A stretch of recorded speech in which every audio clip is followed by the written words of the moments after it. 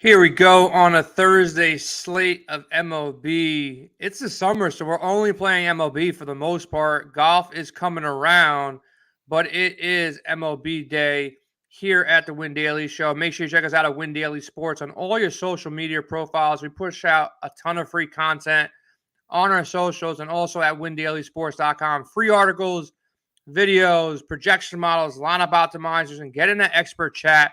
That's when we're chopping it up. Given our insider strategy, you can talk directly to me, Dave, Tony, Sia, anybody of the 15, 20 guys that we have creating content, sports betting, props, prize picks. Jared's been crushing prize picks, so big shout out to him. And make sure you check out our other shows. Like if you haven't watched our golf show or our prize pick show, make sure you lock in over there. But right now, Dave and I are going to be talking about this Thursday night slate from a betting and a DFS perspective. But Dave, before we get into this, man, you're a mature fellow. We won't call you old. You're mature like I am. Going through these ups and downs of betting specifically, and you can kind of cater it towards DFS as well. How do you bet size? Like, do you fall in love with a bet on a given day and it's like, oh my God, why do they put Ohtani's props so low? This is ridiculously low. Let me hammer it. Or how do you deal with a couple days of losses? Because if you lose in a couple days in a row, or a couple bets in a row, do you downsize a bet, even though that next bet could be the bet that was like the perfect bet? So talk a little bit about the strategy of sizing your bets, because I fall victim to it all the time, man. Like I fall in love with something, I hammer it, it loses. I bet light, then it crushes. And, you know, when I'm hot, I'm not pushing. And when I'm cold, you know, it's kind of like going into casino, but you're dealing it over a larger sample size because who the hell goes to casino every single day? But we're betting on sports every single day. So how do you kind of, you know, work through the day-to-day of betting?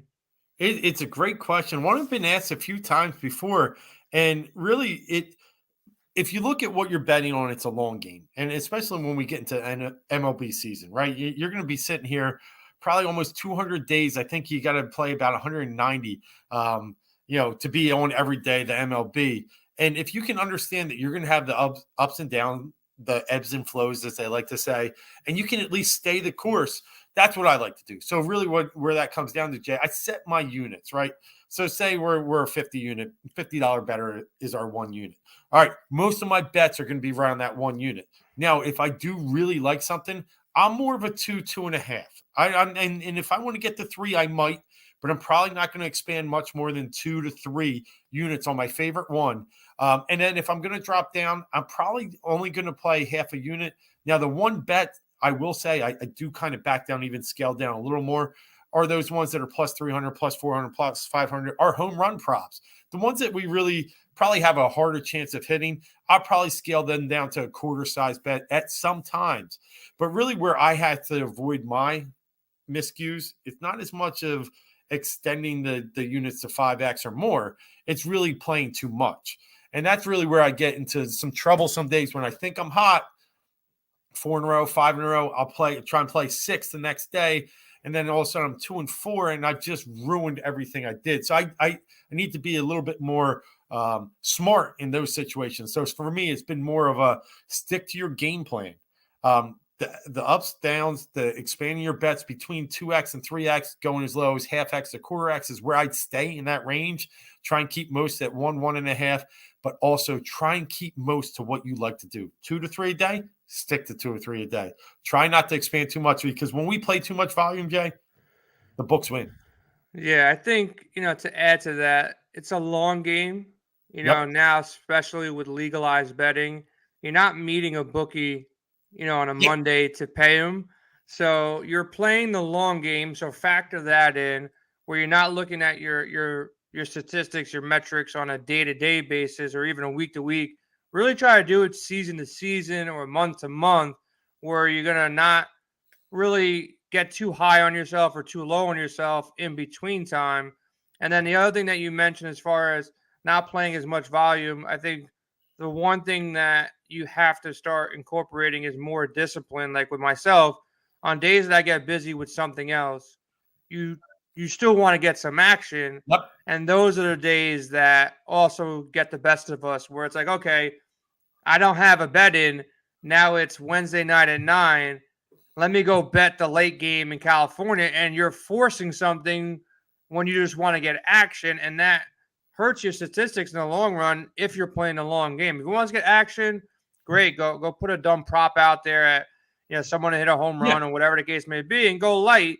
But don't just play your normal unit size if you haven't done the work prior. And that's one of the things that, my younger days is the most difficult thing to kind of hone in on, because, I can just, somebody put out a bet that, that makes sense. I like that. And then you bet it. And like, I just lost on somebody on my Twitter feed who liked this one bet just because I wanted to get action. It wasn't your process or your thing. So definitely factor that in. But looking ahead now, I appreciate that nugget, Dave. Looking ahead now, you got your guy, Aaron Nola, going against Atlanta. And I read all the statistics on Tuesday when your real ace, Zach Wheeler, went out. He never let up a home run to a righty.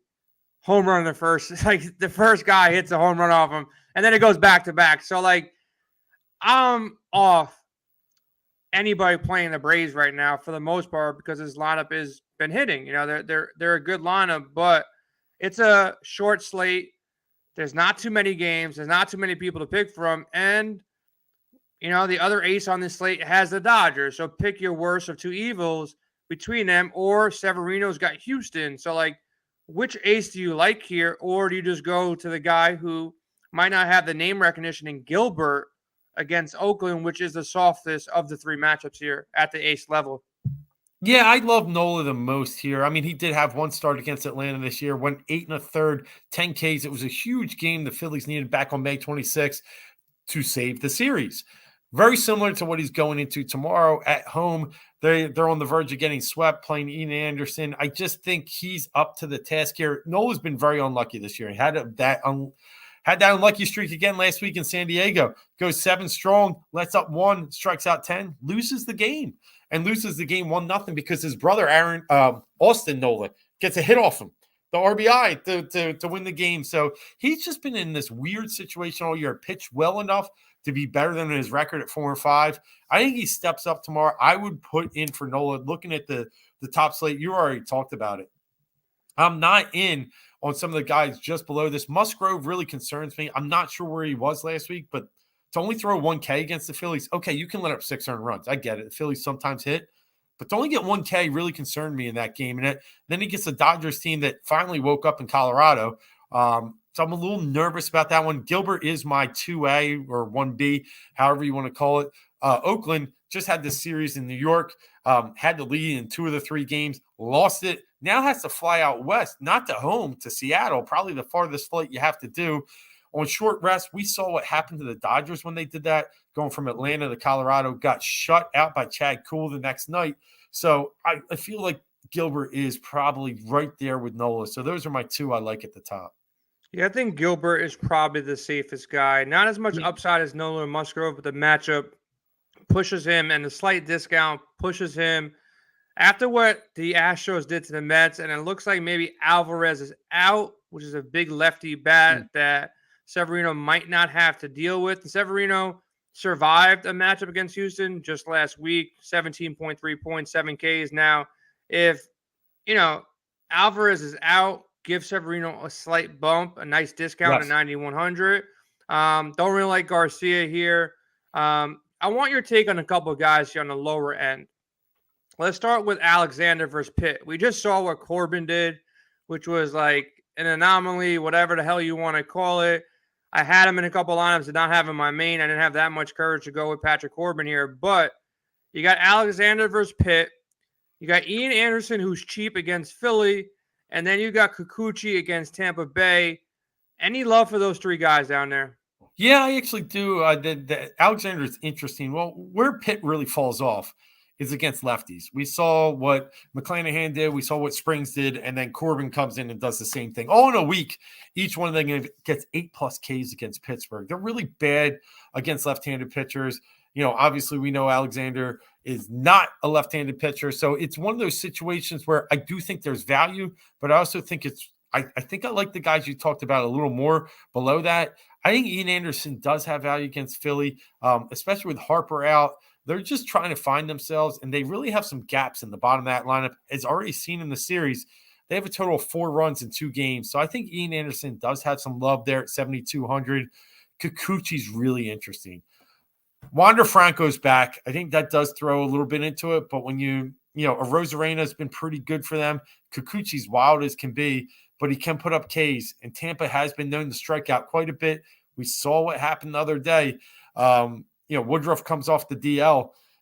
We're not sure if we're going to start him, Jay. We're like, he might only get so many innings. He goes 5 and gets 10 Ks. Tampa has a high K rate.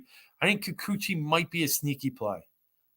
Last guy I'll ask about, kind of embarrassed to say this dude's name, Kyle Hendricks. I know.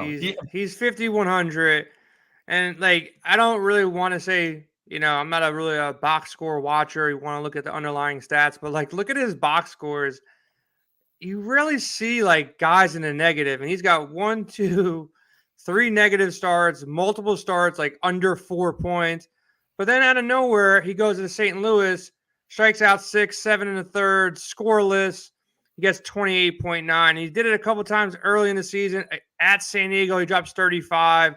So he has that potential if he's clean. Now he's got 3 starts in a row with 6 Ks against St. Louis, Atlanta, and San Diego.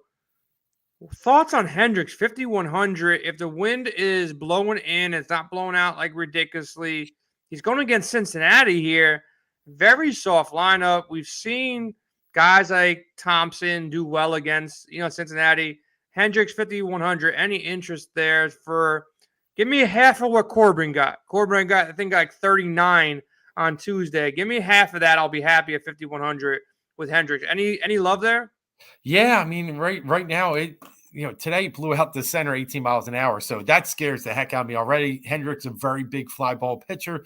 Last 5 games at home, let up 8 home runs. Averaged 5 DK points in his last 5 home starts. Yeah, if the wind's blowing out, we're off of Hendricks 100%. Don't even mess with it. But let's say we get neutral weather. Maybe it's 5 miles an hour, or it's not blowing out. If it's neutral, do you like him? Yeah, versus that lineup, I could buy some shares of Hendricks. I could. He's a guy that will actually, he walks people, but he does get some sneaky Ks. Cincinnati is a high K rate team.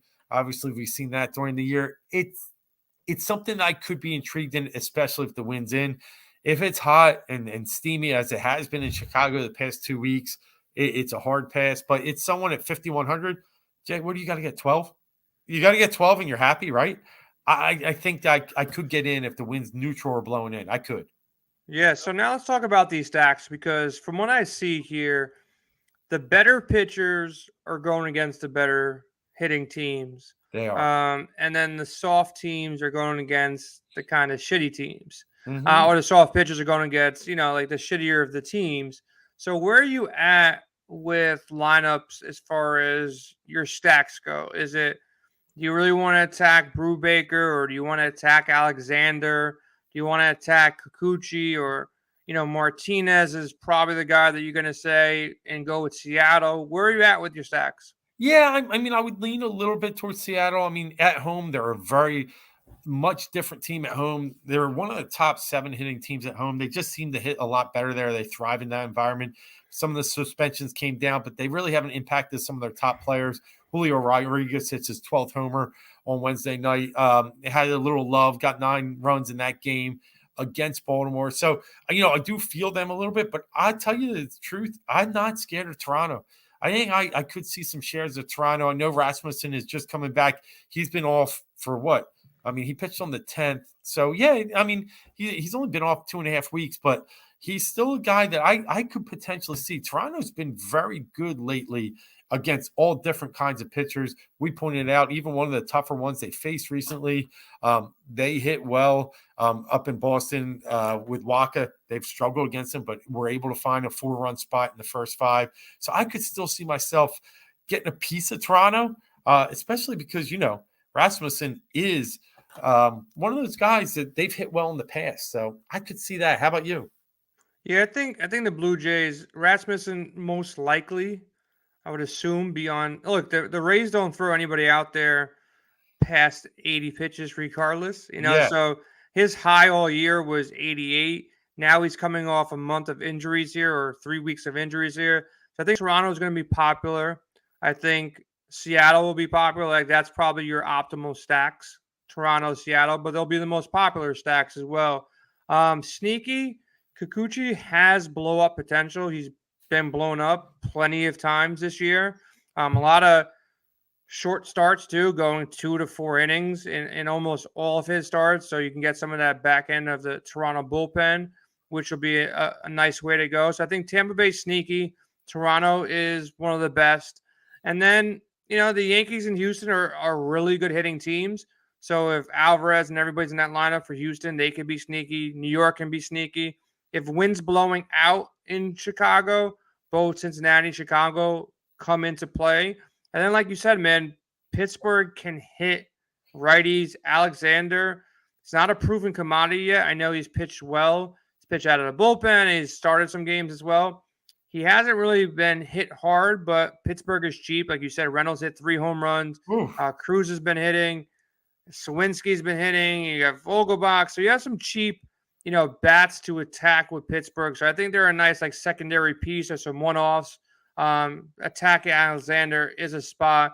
Any love for the Phillies or Atlanta going against Nola or Anderson here? No, they played 2 games in a row with kind of a under, a scenario. Both games going 5-3 back on Monday, 4-1 on Wednesday. Sorry, it was a Tuesday, Wednesday slate. So Milwaukee is the one other team I could probably start to buy in. Brubaker letting up 13 earned runs in the past 5. Milwaukee actually scored 35 runs in their past 6 games or so. Had some good hitting against Tampa. So I might even buy in the Milwaukee a little bit. They did see Brubaker earlier in the season, hit a homer off him, knocked him for 2 or 3 runs in just 4 innings. So that's one team I think I could also see myself getting invested in. Got to get it right. But yeah, Atlanta, Philly right now, I just can't trust Atlanta's bats against the way Nola has matched up against them, especially in the past. Yeah, maybe a one-off or Schwarber.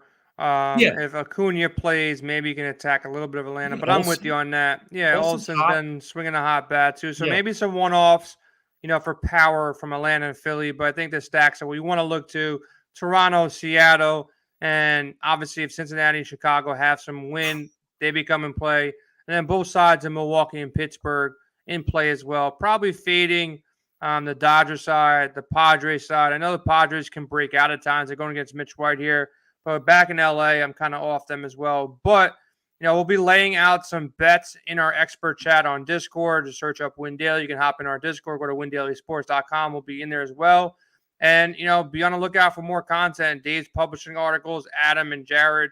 Daily articles covering DFS and betting on windailysports.com. Big golf tournament starting off on Thursday. We'll have showdown content throughout the weekend in our app. And make sure you check us out on SiriusXM on Saturdays and Sundays from 9 to 11. Dave, we are out of here today. Any last thoughts before we head out? Look at the Phillies money line tomorrow. They're not getting swept. Minus 140. All right. So lock it up. I like that bet. You get Nola, you get an ace. And like you said, they can't get swept. And as a Met fan, I want you Phillies to beat the Braves. So I'll throw a couple dollars on that as well, man. We're out of here. Good luck on Thursday. We'll be back for Friday slate in a couple hours.